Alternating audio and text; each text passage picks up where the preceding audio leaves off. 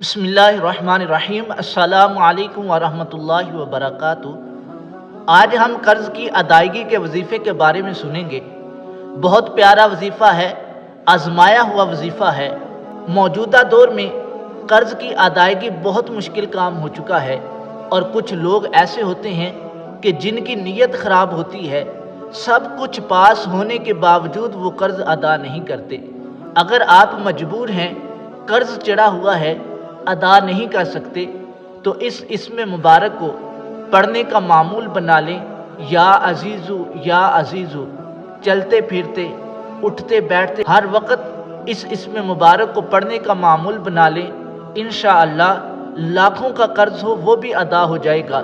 ایک صاحب بتاتے ہیں کہ میں نے اس اسم مبارک کو پڑھنا شروع کیا، پہلے لاکھوں کا قرض تھا، اب میں لاکھوں بانٹتا ہوں۔ آپ بھی اس اسم مبارک کو پڑھنے کا معمول بنا لیں، انشاءاللہ آپ کا قرض بھی ادا ہو جائے گا۔ اللہ تبارک و تعالی آسانیاں پیدا فرمائے، آمین۔